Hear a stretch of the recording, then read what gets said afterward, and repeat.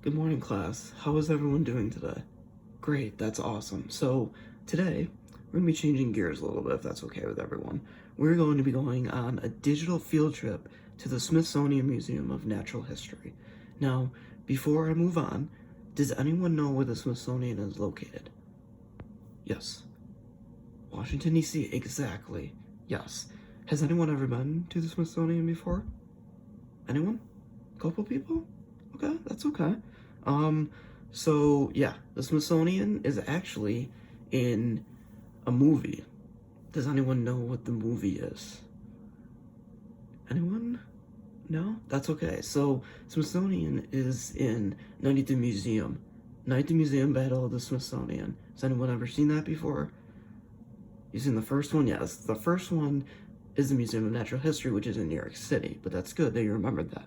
So, today we're going to take a look at 7 different exhibits in the Smithsonian. We're going to watch a couple videos, and then at the end I have a little assignment for you guys. But before we do go on with the tour, we're just going to take a look at this opening slide here for a minute. So the top left corner picture here, these are the levels of the Smithsonian. There are 3 levels that the Smithsonian has. That is insane. The museum is huge. The next photo there in the middle is right here, is the logo of the Smithsonian. Top right is going to be the video that we're going to watch in a little bit here. The bottom left one right here is, I don't know exactly what building that is, but that's one of the outside buildings of the Smithsonian. Has a lot of buildings in it. There are so many. The middle one here is where you walk in first, and there's this huge elephant. We're going to talk about that. He's actually going to be our first stop that we're going to make. So, like the Museum of Natural History in New York City, you guys know from the movie, if you've seen it, the T-Rex is in the middle there, in the foyer. However, in the Smithsonian, it's an elephant, which is really cool still. So the top, or the bottom right here, sorry, is again one of the outside buildings. I'm not sure exactly what it is. But yeah, it's really cool. So now we're gonna watch a quick video kind of describing more about the Smithsonian as a whole.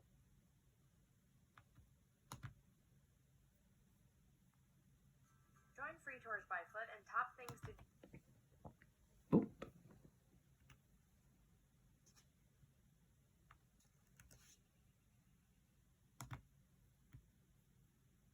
join Join Free Tours by Foot and top things to do DC as we explore the Natural History Museum. Picturing a dinosaur in the main hall? Okay, that's New York. But the Smithsonian Natural History Museum in DC is one of the top museums, and it's free to enter, no ticket required. The Natural History Museum is located on the National Mall, near the American History Museum, Air and Space, and the National Gallery of Art. And all of these places are included in our free Things to Do in DC post. Find out more in the link below. You can enter through the National Mall or Constitution Avenue side, but for wheelchairs or strollers, you'd need to use Constitution Avenue. You'll be met with the information booth for any questions or to grab a map. Here you'll also find the cafe if you need a bite to eat first. There are escalators and elevators throughout the museum to get between floors. First, let's head up to level 1. This is where you'd enter if you came in through the National Mall. This is our Great Hall, the rotunda with the giant elephant. You'll also find information booths here. There are a variety of exhibits in the Natural History Museum. On level 1, you'll find the Ocean Hall. Keep an eye out for the live coral reef and a giant... So as we can see, there are many ways to enter the museum, and it's free to enter, so you don't have to pay any money for a ticket or anything. And as she said, there are many different ways to enter it. There are so many buildings and so many exhibits. So the first stop we're going to make is the elephant. We're going to start in the foyer, if that's okay. So, does anyone have any questions so far? No? Alright, well let's start the field trip. So the first stop is Henry the Elephant. So Henry the Elephant is an 11-ton and 13-foot elephant, and he has been on display since 1959. That is insane. That's over 100 years ago. So 5 years ago, in my next thing that I'm going to read here. In 2015, Henry was carefully cleaned and patched with special hand-colored beeswax, and his platform was redesigned. So his platform, where he stands now, his exhibit, was redesigned only 5 years ago in 2015. That is insane. So his new platform, like she just said in the video, includes an information desk and new information on African elephant ecology. 5 years ago, though, they just cleaned his exhibit. They just redid it. That is insane.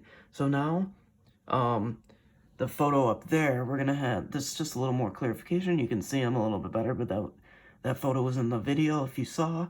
So now we're gonna watch the little video down here about it. The iconic image of the Natural History Museum isn't the Hope Diamond, it's the magnificent African bush elephant that greets visitors as they walk into the museum's rotunda.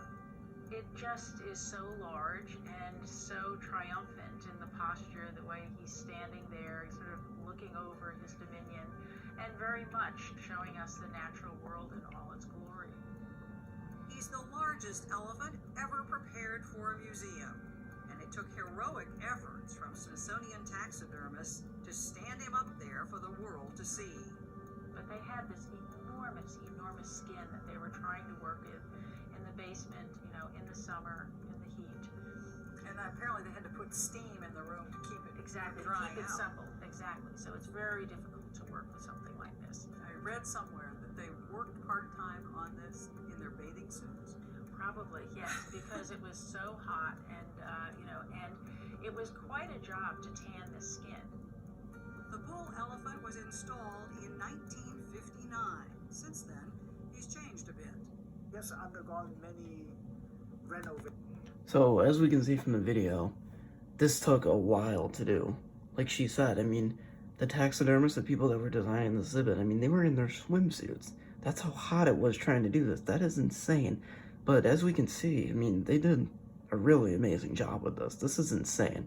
But like she said, I mean, imagine walking into the main entrance of it and just seeing a huge elephant. That is so cool. Like, I'd be shocked. All right, so now we're going to move on to the next stop here. So the next stop goes a little bit back more in time, back when maybe dinosaurs ruled the earth. All right, so the next stop is called Deep Time, which is pretty much the prehistoric era. However, the deep time starts a little bit before the dinosaurs, but it's still with the dinosaurs. But the dinosaurs, like we know, were 6.5 million years ago. Deep time starts at the beginning, which was 4.6 billion years ago. So it still is a time when dinosaurs did rule the earth. So the deep time ends in the future, when all the dinosaurs and insects become extinct. And a major change of that is the Earth's climate. Earth's climate is changing, and eventually all these dinosaurs and insects became extinct. So this photo up here is like, it must be like a plant or something of some sort, an old plant, prehistoric plant. The bottom right one right here is an elk. I mean, you don't see elk anymore, unfortunately. This is a saber-toothed tiger. If anyone's seen Ice Age, Diego, the saber-toothed tiger, he was around during this time. And then this is a Tyrannosaurus. I'm not sure if he's eating anything, but looks like he is. But that was a Tyrannosaurus. So yeah, this deep time is about 4.6 million years ago, but it is still the same when the dinosaurs did rule the earth. This is the same time. The dinosaurs, again, were 6.5, deep time, 4.6. So yeah, I mean, still a different time range, but it's still the same. So now, this was the second stop. So the third stop is a little bit different, but it still has to do with this time period, is life in ancient Egypt. So for more than 3,000 years, the Egyptians embalmed, preserved, and entombed their dead with materials they would need for life in the next world. The Egyptians believed that death marked the beginning of a journey to eternal life. Mummification was practiced throughout most of early Egyptian history. So we know when we see Egypt, what do we think of? Pharaohs, kings, exactly. King Tut was a very, very famous king in ancient Egypt. So like You know, like how someone dies today and they go to heaven. That's what the ancient Egyptians believed too. They believed that there was an afterlife. They believed that, so when one of their dead, their family members or whoever, a king or a royal leader even, the people would entomb the dead with the materials that they would need for this afterlife in their next world. It's insane to think about. I mean, you know, like it's crazy. And mummification, you guys all know about mummies. If you've seen, again, the first night at the museum, the king in the ancient Egypt, I mean, he was a mummy. He came to life every night, if you guys seen the movie. But yeah, I mean, he was a mummy. It's crazy to think about. It's just insane. But yeah, I mean, this is really cool because, I mean, it's really cool to think about. Like, you know, like ancient Egypt, kings, pharaohs, mummies. I mean, it's really cool. All right, so the next stop we're gonna make is the mammals. So, as most of you know, mammals have hair and special ear bones. So, there was a Central African mammal known as the rare okapi, I think that's how you say it, and scientists did not know the animal existed until the 1900s. The 1900s, they had no idea of this animal. They had no idea that this animal existed. That is insane. 1900s. So, there's a mammal tree, and its members have been changing in the past 225 million years. So imagine this big family tree. So you know how we have family trees? You know, our ancestors, our parents, our grandparents. Just like imagine you have a huge tree with all these animals, these mammals, these different kinds of animals for the past 225 million years. That is insane. You see all these changes. I mean, like I read right here, I mean, they didn't know that this existed until the 1900s. This thing has been living so long. They did not know about it until the 1900s. That is insane. That is crazy. So I have this little video here, but it's not really a video. It's kind of like a virtual tour of like when you click on it, you can kind of like go through here. Oh, you can kind of like go through, you know, and just click on it and stuff. It's not really a video, but that's okay. But yeah, I mean, that's insane. This huge exhibit, all these exhibits have specific halls. It's so crazy to think about. So this next stop is gonna be more about geology and science and stuff. But before we move on to that, does anyone have any questions so far about the stops we've seen? Is everyone having fun? Great, that's awesome. All right, so no questions? All right, so now we're gonna move on to a little bit about science. So this is the Hall of Geology, Gems, and Minerals. So, like we learned, I mean, rocks and minerals are the very foundation of our planet. So this exhibit, you can learn about the massive Carmen Lucia ruby, which is one of the largest rubies in the world. Meteorites brought the minerals to Earth, and this exhibit also shows lava and ash samples from 3 famous volcanoes. But like taking a look at this, like all these different gems and minerals, gems are pretty. They're really cool to look at. I mean, these volcanoes that produce all these, like, it's insane. I mean, so I have this little video that I want to show. Kind of goes a little bit more in depth about the hall itself, but this is really cool.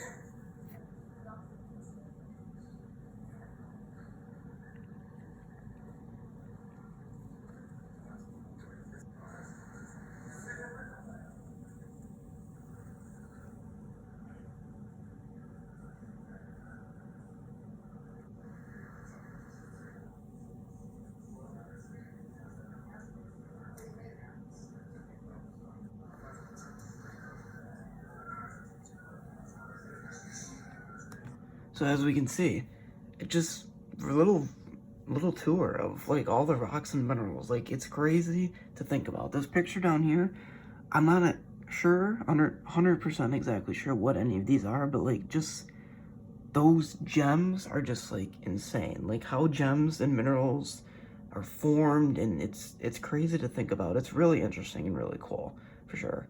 This was probably one of my favorite stops along the tour so far. All right, so now we're gonna move on. I believe we're going back to the animals section, if I'm not mistaken. And that we are. So this is a mega-toothed shark. So the model is a 52 feet long female mega-toothed shark. The model weighs over 2,000 pounds. The shark is known as a megalodon because of its giant teeth. As we can see in the background there, those teeth are huge. So the shark ate small whales, seals, sea turtles, and large fishes in shallow waters. The shark went extinct 3.6 million years ago, but it left a massive mark in the fossil record. That is crazy. The model, 52 feet long, and I believe, as I was making this presentation together, I believe they said that, as you can see here, a little glare, but those are seats. That's a dining area. So you're sitting down, imagine sitting down, right? You're eating lunch or whatever, and you just look up and there's this massive shark over you. Like, I'd be so creeped out. But like, look at what it eats. Small whales, seals, sea turtles, and large fishes. I mean, whales are not... I didn't even know there were small whales, to be honest with you. I mean, that's insane. Like, the shark was huge. Like, just imagine swimming in the ocean and you see that. Nuh-uh, I'm going the other way. Like, that is crazy. But like, as we can see though, I mean, went extinct 3.6 million years ago. But it left a massive mark in the fossil record, along with dinosaurs and other insects. That is insane. So now we're gonna watch a quick video on the making of this model. And this video is very interesting.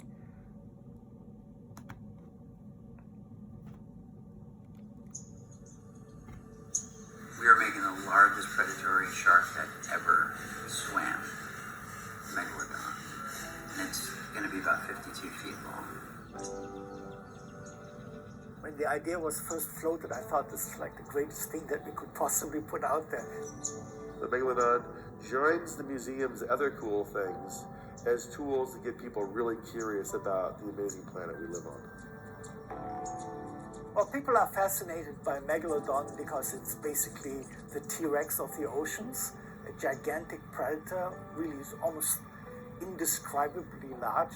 I would be like a snack, just one half a bite.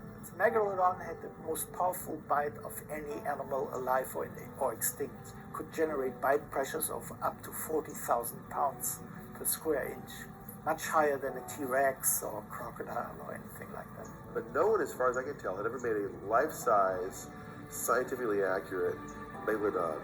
I think this is the only life-size Megalodon built, but I'm pretty sure it's the best one that's ever been built.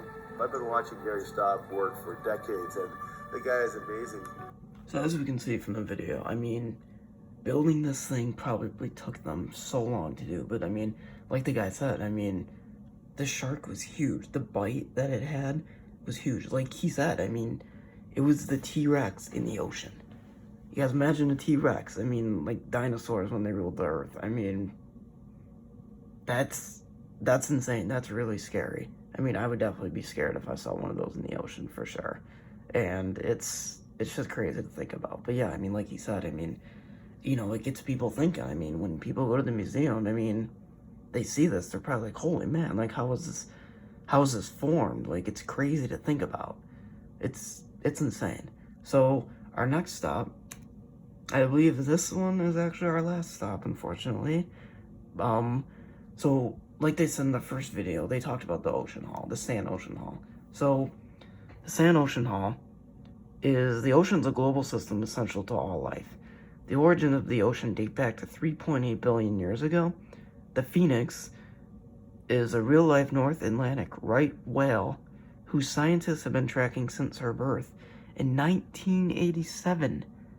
1987. That is insane. Most of your parents were in high school when they were tracking this birth. So as you can see the background here, that's the Phoenix that they're talking about, and then here's a photo of it as well, just a little more clarification. But again, I mean, these exhibits are insane. It's ridiculous. I mean, it's crazy to think about how these were built. Like, I mean, in 1987, though, scientists have been tracking her birth. That is insane. So, we're gonna watch our last video here that kind of goes into depth a little bit more about the whale itself and the hall. Let's just watch this real quick. Oh, well, unfortunately the video's unavailable. So, oh, here we go.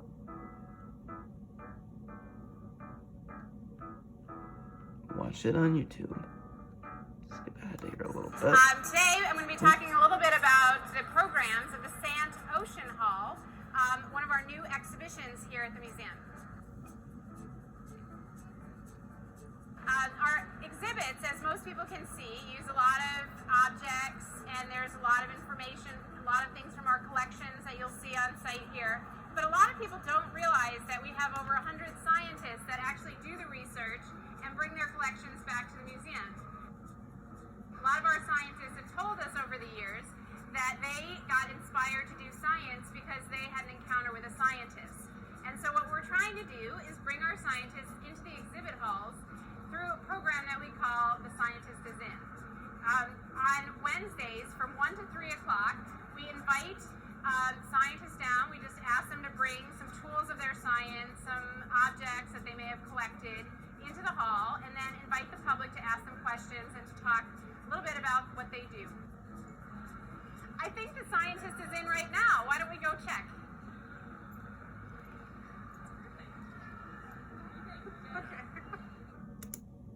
So, as we can see, this is very, very interesting. Like she said, I mean, they have scientists, personal scientists come in for the public to see, and if they have any questions, they can ask. I mean, the Smithsonian is really, really interesting, and I had a lot of fun looking at these exhibits. I hope you guys had fun as well. So these are some of the resources that I used just to kind of, you know, do some research about it because I want to make this field trip perfect for you guys. So these are some of the resources, some of what the people said. I just simplified it down even more. But yeah, I mean, I hope you guys had an amazing time on this digital field trip, and I hope it'll make you want to go to the Smithsonian and see all the other exhibits that are shown as well. But thank you guys so much, and I hope you guys had fun. So now, of course, now we gotta do a worksheet. Not just a field trip, we gotta do a worksheet too. But before we do that, are there any questions? Anything about the exhibits that we've seen on this digital field trip? Nothing? Okay. Now, I just want you guys to fill out a worksheet describing 3 of the exhibits that stuck out to you. What stuck out to you the most? What did you like about the exhibits? So pick 3 different exhibits. Tell me what you liked about it, what you didn't like about it, and then just tell me 3 facts about the exhibits, if you can. And then just raise your hand, and I'll walk by and I'll come collect it. And like I said, I hope you guys had an amazing time, and thank you so much.